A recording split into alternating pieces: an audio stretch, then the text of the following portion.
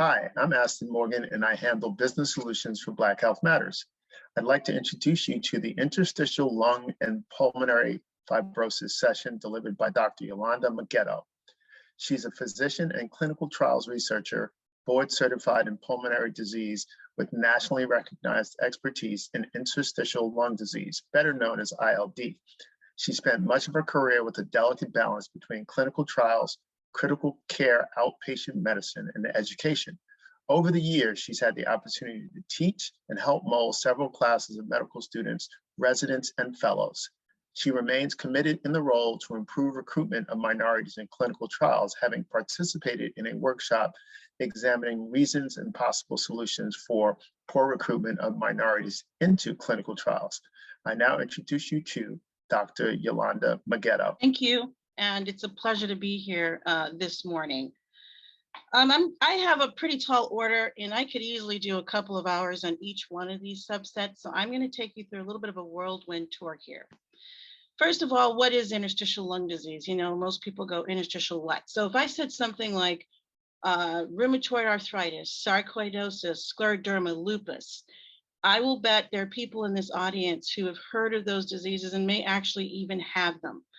All of those are disorders that can affect the lung, and they come under the umbrella of interstitial lung disease. And these are the patients I see in my clinic on a regular basis. The other subset I see is a group with idiopathic pulmonary fibrosis, which is a scarring of the lung. Interstitial lung disease and pulmonary fibrosis is really hard to diagnose. And the reason for that is most of the symptoms are the same. You know, when I'm talking about a group of 150 disorders, it's really hard when they come in with the same symptoms.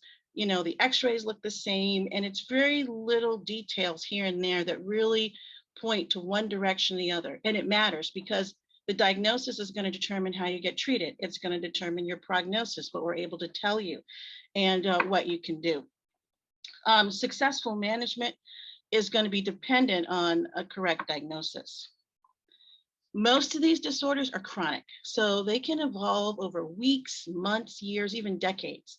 A lot of them don't have any known causes. So I always tell people who ask me about sarcoidosis, I say the person who figures out the cause to that one is going to get the Nobel Prize because we've been trying for years and we still don't know. Genetics matter. And, you know, you've had some great talks earlier in the day. I've sat in on some of them. They've been really fabulous. And genetics matters across the board, even here with interstitial lung disease. There's certain disorders that are genetically predisposed. And so if we know in your family history you have those, then we are sort of pointed in a certain direction for that diagnosis. Well, let's see. There we go. So when my patients come in and they ask me what is interstitial lung disease and pulmonary fibrosis, and what does that really look like inside? What's actually going on? So I tell you, if you think of your lungs as an upside down tree, and so you have this, your trachea, you're breathing in oxygen and it goes to both lungs, it splits both directions, and it keeps dividing until it gets to where you have these very tiny sacs of air, or alveoli is what we call them, balloons, and they stretch just like balloons do. And the oxygen comes in and it goes out, the CO2 goes out, and along that balloon is a collection of very tiny blood vessels. And I always say, you know, if you look at the back of your hand, you'll see these tiny veins and capillaries. They're even smaller than that. And as the air comes in, they surround the lung, and the red cells inside take up the oxygen and they dump out the carbon dioxide, and you breathe that out. And, you know, it's the in and out and in and out. That's normal breathing. When anything disrupts that lining, that connection, that's when we get interstitial lung disease. So what could cause that? We're exposed to everything in the environment. So what we breathe in, you breathe in pollution, viruses. There's a potential for acid reflux. So it comes up high and can trickle over into the lungs. We have certain medications that you inhale, or even medications that you take, such as certain antibiotics, certain heart drugs that can also do this to your lung. And what happens is when anything comes in the lung that's not supposed to be there, the cavalry comes out. So we have certain cells and certain enzymes and chemicals that all rush to the site. If you think of it analogous to, say, a traffic accident and or a war zone where you have all the military in, and at this point it's all over. They surround, they kill off whatever it is that's in there or dispose of it, and then everybody disperses and the lung goes back to normal. When you have interstitial lung disease or pulmonary fibrosis, what happens is the switch that says, hey, it's all over, guys, let's go home, it doesn't work anymore. So what happens is it's like the Energizer Bunny, or like when you got a scratch in a 45 record or a CD or something. It keeps depositing more and more fibrosis, more scar tissue, more cells. It didn't get the message that, hey, the threat is over, you need to revert back to normal. And so when that scar stays there, there's a separation now between those blood vessels that were lining this very thin lining here. They're now separated by a very wide margin because of all the scar tissue. So you can imagine the ability to pick up oxygen now is limited. And that's a problem, because if you can't get oxygen, you have trouble breathing. So people will say to me, well, how come it's taken so long to figure this out, or how long, if they've come to me and they've been sick for a while, or if I can see that they've had evidence of disease for years before on their scans, is because we have a lot of reserve in our lungs. So we'd have to lose like a third of our lung function before we start to feel it. And so it takes a while, and that's when you start coming in and saying, something's wrong, something's off, I can't breathe, I'm coughing. And then you start looking for medical attention. How do we figure it out? Well, key thing is history. And I've heard this in earlier presentations, really getting a good history. Know your family history as much as you can. I realize sometimes we don't. But your work history, your exposure history, places you may have lived, how long have you had your symptoms? Often people underestimate how long they've had their symptoms. And 9 times out of 10, it's the spouse who's sitting in the room or the significant other says, no, it hasn't been 3 months. It's been more like a year since you've had your symptoms. Your family members will notice a lot of times more than you that you've been getting short of breath. What you do is, well, I'm not going to go out with everybody because I get short of breath and I can't keep up. Or, I know I'm getting winded when I vacuum or when I make a bed, so I'm slowing down, or I now do the room in parts. These are subtle changes you make in your life without thinking about it. But they could be signs that you're developing lung disease. The other thing we look at is the radiographic assessment. So we look at x-rays, and then if we can't figure it out from those things, we send you for biopsies. So some of the signs and symptoms that people have, cough and shortness of breath, are the 2 most common symptoms. It's usually a dry, hacking cough. It's not a subtle cough. It's the kind of cough where people move across the room and sit and wonder if you're sick, and you're not sick, but it's a really hard cough to treat very often. Sometimes people have clubbing. This can happen from birth, but if you develop it later in life, it's likely related to lung disease, and more than often there's something going on. These are sclerodactyly, so scleroderma, where it's the scarring of the skin and the internal organs, and the skin gets so scarred that it's tight and you can't open your fingers because now you've lost that flexibility.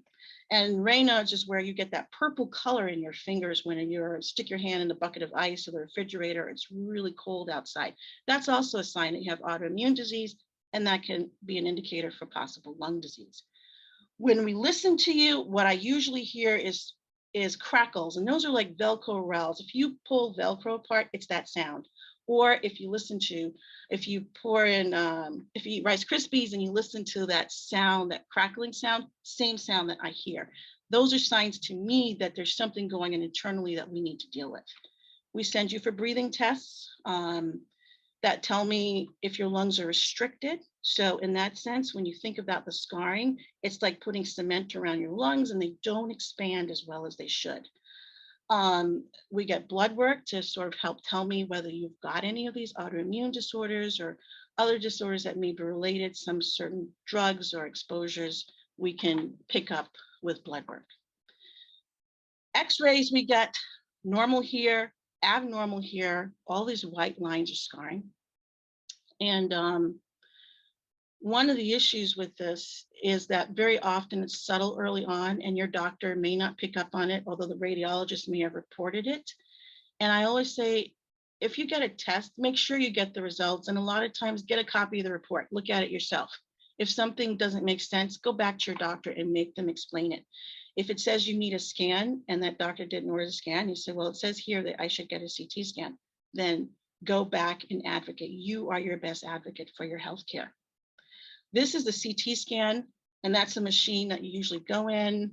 It takes about 10 minutes. It's totally painless. It takes pictures by slicing like a loaf of bread, really thin slices. And what we can see is this is the heart, and it's sort of normal lung here, blood vessels that go out, that tree-like pattern I was talking about, and the airways are there. And here you can see this is very different. And you have these tiny little holes, almost like Swiss cheese. That's honeycomb, that's the scar. That lung is permanently damaged and will not return to normal function. Our goal is to see you before you get to that point so we can do something. So once we get a diagnosis, we need education. It's really important.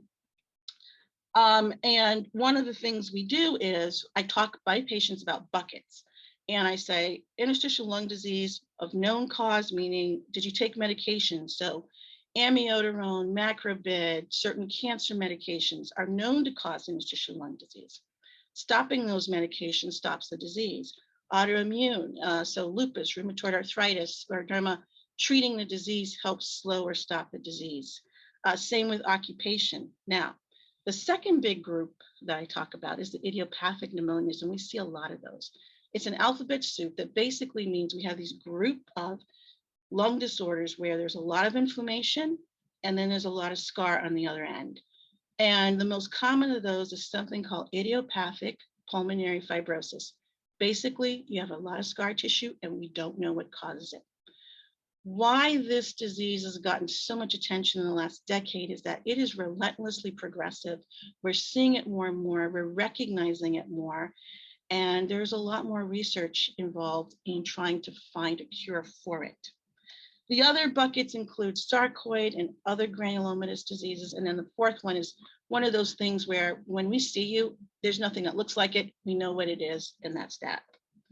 And I would add to that group, now we're seeing COVID interstitial lung disease. So people are coming in with scarred lungs from COVID, pneumonia, having had COVID. So how does this look if I were to put this in an actual patient? I had two patients, James and Carolyn. I want to sort of point out similar medical history. One's a former smoker, one is not. They have both sort of the same other illnesses. They're on similar medications, but Carolyn has Raynaud's, so her fingers are changing color. And then we have people who have, I send you for the lung test, and a lot of times you come back with restrictive lung disease, so smaller numbers. I make you do a walk test because I want to know if your oxygen levels are dropping. Remember, when we have that scar tissue, you're not getting as much oxygen. So if you need some, I'm going to make sure you get it. And then I listen to your lungs. And so we have both of these two.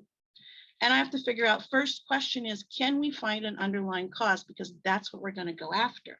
So for James, he had no causes. We looked at everything. Carolyn, however, her test came back abnormal. She had something known as a positive STL70. That's a test that suggests she has scleroderma in conjunction with the clinical findings is more than likely the cause of the scarring that I'm seeing, or at least the complaints of shortness of breath in her lungs. And when we get a scan, we see that these are not normal scans. Like I showed you the normal. Now we've got these little cysts, honeycomb cysts. That's scar, that's permanent. These areas without the cyst, not permanent. So we want to preserve everything that's still in great shape or any areas of inflammation.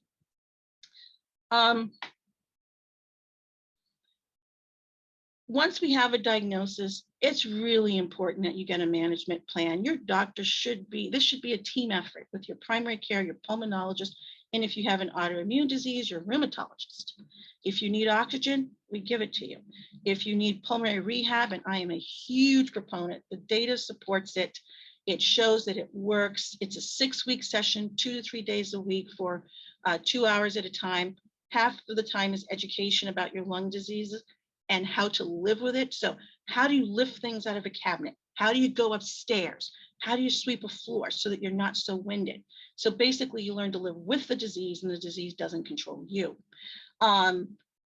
Drugs, there are There are several drugs now approved for idiopathic pulmonary fibrosis and also now the connective tissue related pulmonary fibrosis.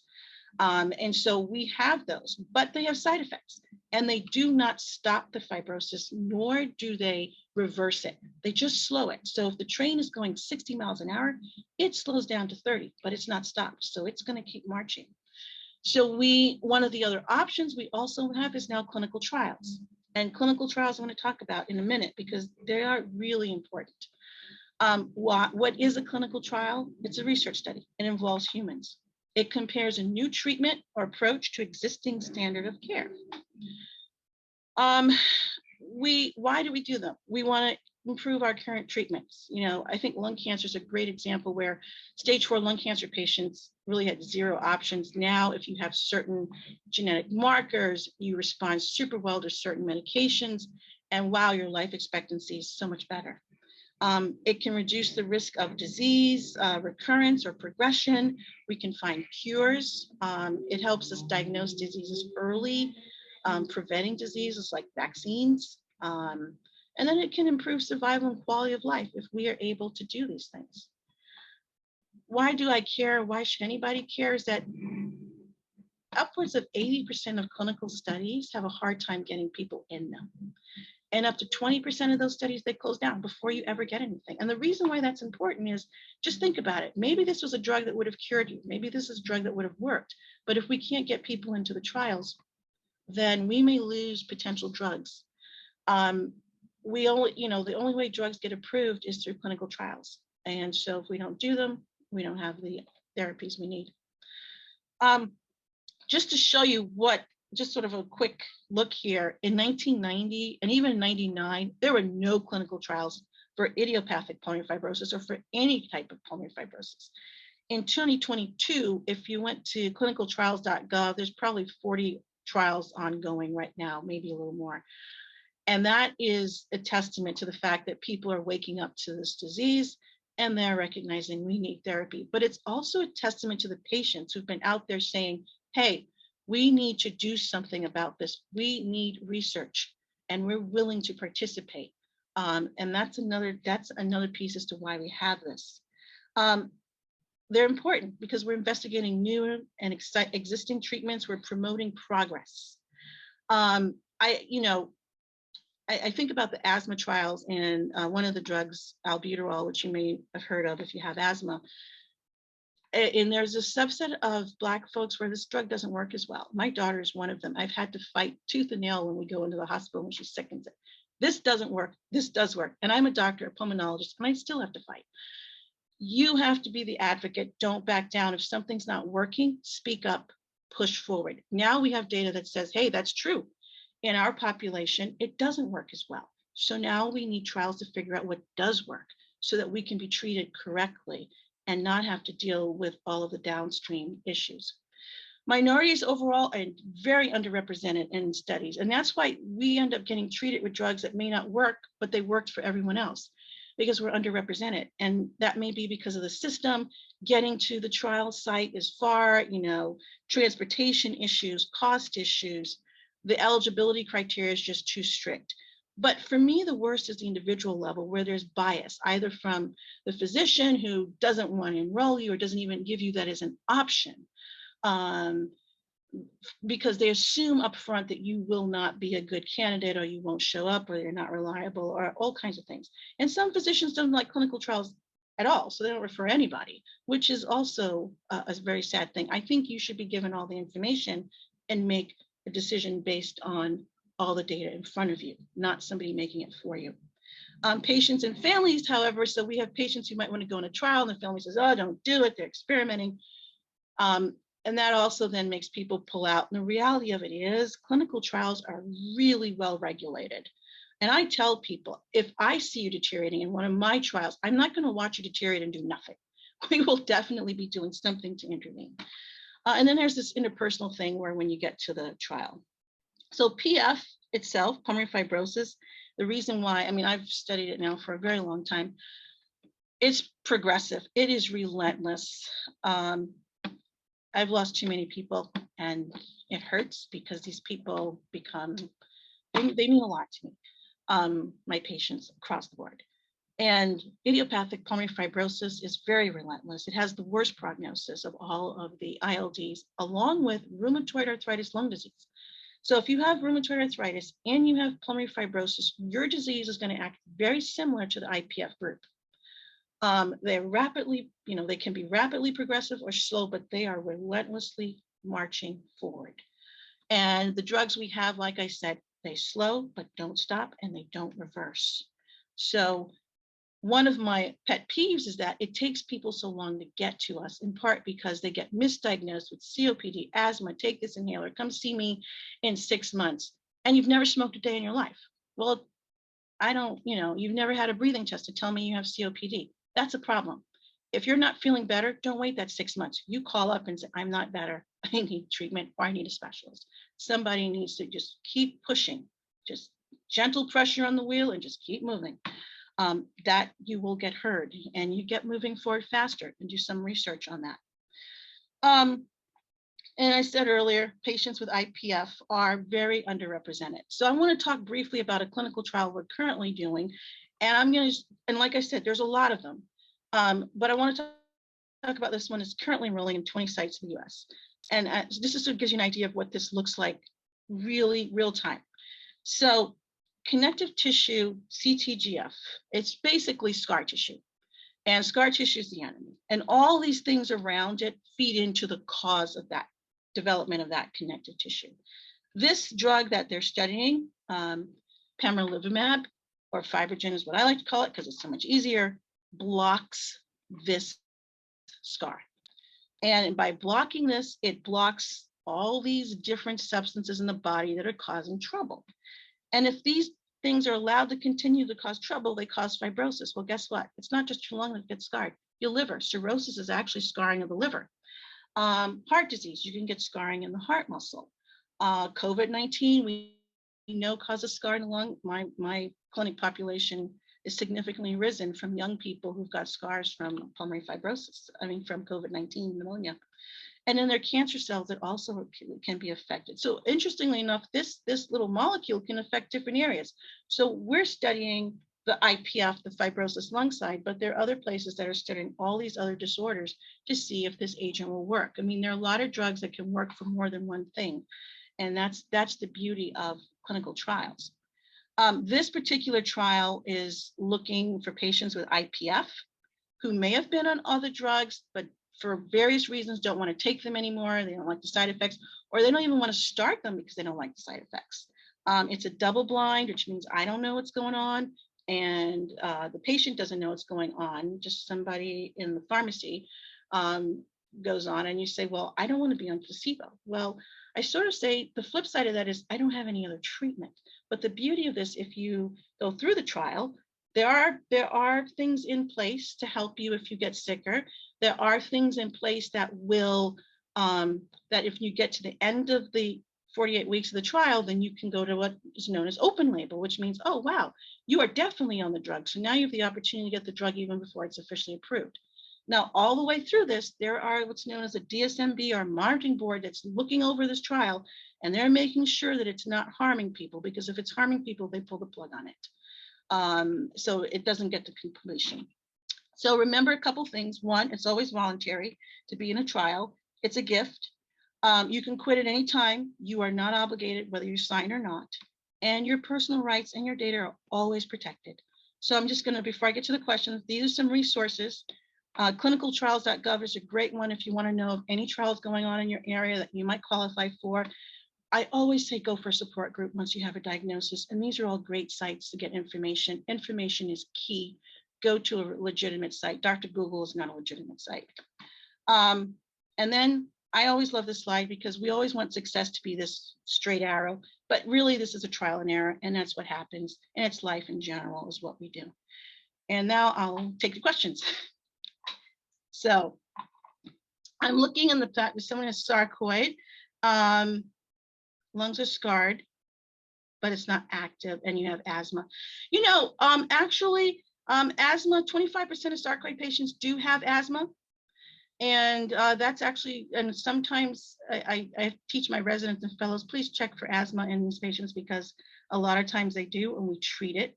And if you have what was known as, so basically sarcoid in remission that's not progressive and the scarring isn't progressing, that's a great thing. And that's a really good thing. PFTs are great, and your sarcoid is in remission and it's just scar and it's not progressing. That's a wonderful thing. Clinical trials are not actually for healthy people, they're for sick people. So let me say that the way the clinical trials work, there's a phase 1, which basically takes place in healthy people where they test the drug. Then there's a phase 2 where you test it in sick people, but it's a very small select group, and healthy people, again, looking for any side effects, determining what the dose should be. And then you get to the big phase 3s is what we're talking about, where, okay, we sorted out what the side effects are. We sorted out the safety issues. And now we want to actually give it to patients who have the disease and make sure it works. But there are entry criteria because the goal here is to give it to the right group of people and to make sure that you do not get sick. So we're constantly monitoring the disease, always through. And that's, let's see, I think that's about it. Oh, the site up for the clinical trial, there it is, for anybody who wants to take a picture or look at that. And I think I am 3 minutes from, or maybe done, can't tell. I wanted to say thank you guys for coming on and for listening. Please be advocates for yourself. If you have shortness of breath and cough, and don't allow anybody to just say you have asthma and COPD without necessarily testing you. And if they give you a diagnosis and you're not getting better, keep advocating for yourself to get the correct diagnosis.